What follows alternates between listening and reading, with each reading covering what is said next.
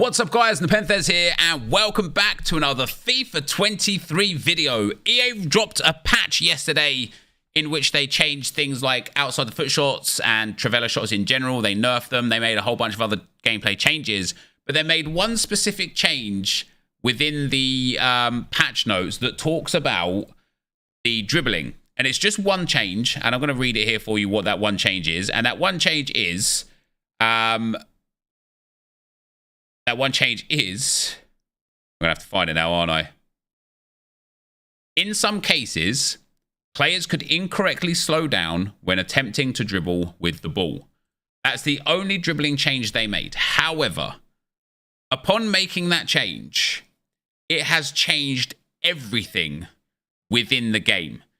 And what I mean by that is that lengthy is now dead, but not because lengthy is dead, but actually because explosive and controlled is buffed. And I've played, how many games did I play? I played there like 5 games of Rivals. Yeah, maybe like 4 or 5 games of Rivals.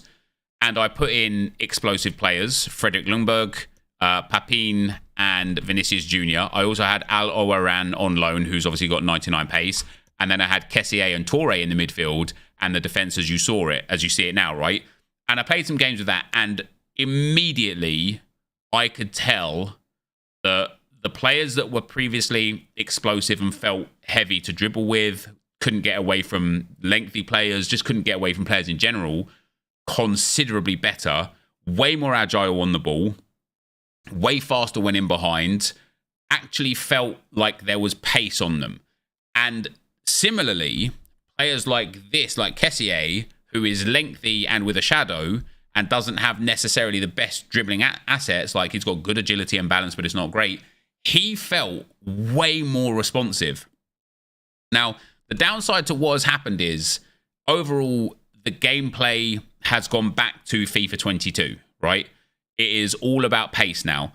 The upside of what happens is, in my experience anyway, and this will only be for like current gen people. For you guys on old gen, I think this is how it was for you anyway. But for those of you that have been on new gen and playing with like lengthy players and stuff like that, I think the upside to it is it just feels way more responsive. I was actually able to move around and dribble with Kessié as a tank. I was doing some RB dribbling, you know, like where you hold right bumper and you can flick it between their feet real quick and whatnot, with Jesus Navas, and it was rapid. I used to be able to do that, or try to do that with someone like Jesus Navas, and he would just take an age to do things like that. So whatever they've made with the dribbling, whether it was intentional or not, they have effectively turned off accelerate. And so I've been asked the question on stream a lot, is lengthy dead now then? Should I stop using lengthy players? No. The thing that they've done is effectively just make pace again. So high pace players are going to outpace low pace players. Players with high pace and high dribbling are going to outpace players with high pace and low dribbling. So players like Haaland, as an example, will still be ridiculously good in a straight line because he still has ridiculous sprint speed, right? He still has got, what is it, like 94 sprint speed? Let's not look at that one. This one here. So he's still got 94 sprint speed. So in a straight line with a Hunter, for sure, Haaland will have 90 acceleration and 99 sprint speed, and then basically 99 finishing. So he will still be absolutely rapid in that straight line. However, dribbling with the ball, he won't be as good because his agility and balance and dribbling is a bit lower. So he'll feel a little bit slower than what he does currently. But there's players that were previously, I don't want to say unusable, but difficult to use, that are now going to be absolutely phenomenal, like Vinicius Jr. I think he's about to become one of the most meta players in the game again because he already has top pace. He's got very high agility and very high dribbling. So with the right chem style to boost more dribbling stats there, he'll be even better. And he can now get in behind and outpace Kyle Walker and Theo Hernandez, because even though he's not lengthy, the lengthiness has gone.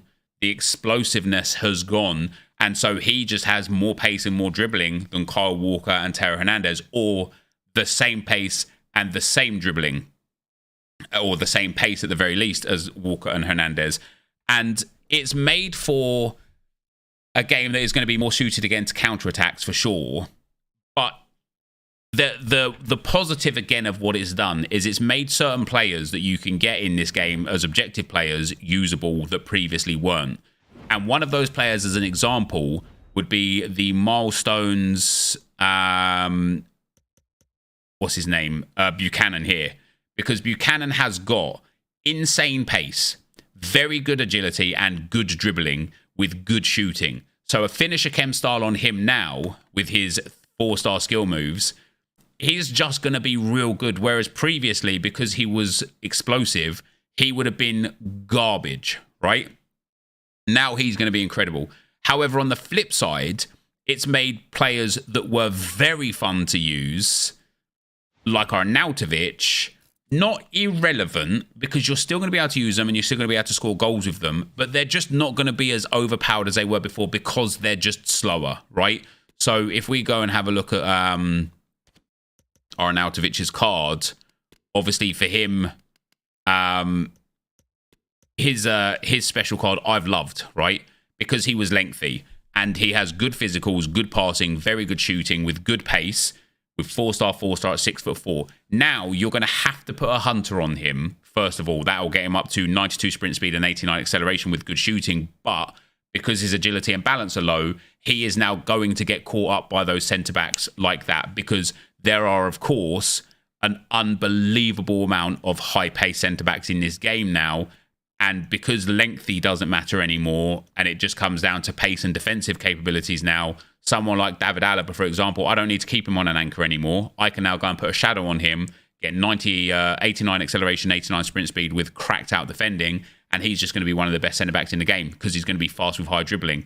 Someone like Posh, who was great because he was lengthy, is still going to be great because he's now going to have 95 sprint speeds and great defending, although his agility and balance will be bad, but you don't need him for anything other than running in a straight line. So there's going to be some defenders that were good, like Laporte, that aren't anymore because he's too slow now. Some defenders that were good anyway that are still going to be good, like Rudiger, like Alaba, like Posh. And then you're going to have some defenders that were very good that are now not going to be good at all. And I think it's like Thiago Silva. So Thiago Silva, when he was lengthy, would catch up to any 95, 99 pace striker, no problem at all, because he was lengthy. Now, because he's it's about pace and the accelerate, to me, in my experience anyway, feels like it's just been turned off. Even with a shadow on Thiago Silva, he's just not going to be fast enough. He'd still be a good player because he's got well-rounded dribbling for a defender and decent pace, 88 acceleration, 83 sprint speeds with the shadow, but it just won't be fast enough anymore to deal with like the Vinicius Juniors and things like that. So what this has had is it's had an unbelievable impact on the market.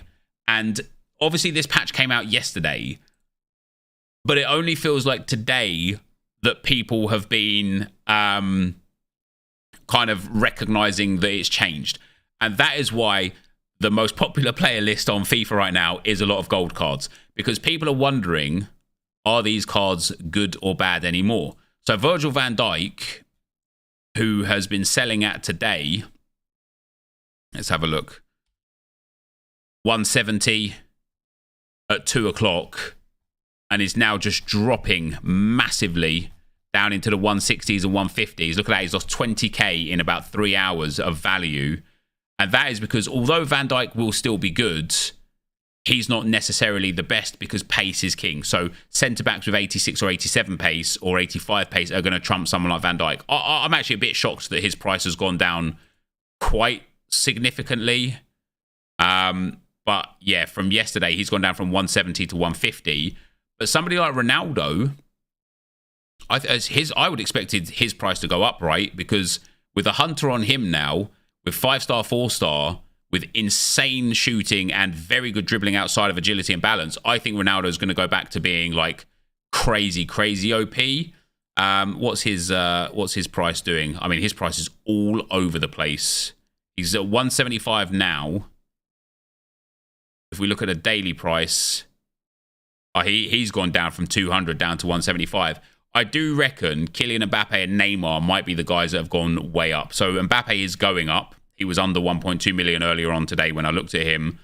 And yeah, his price in general was just shot up today. That is, look at that. That is the last 24 hours. And you can see as clear as day when the news broke that Accelerate effectively doesn't work anymore. He's not sold for any of these prices. They're 1270 he sold for. They're 1.27 million.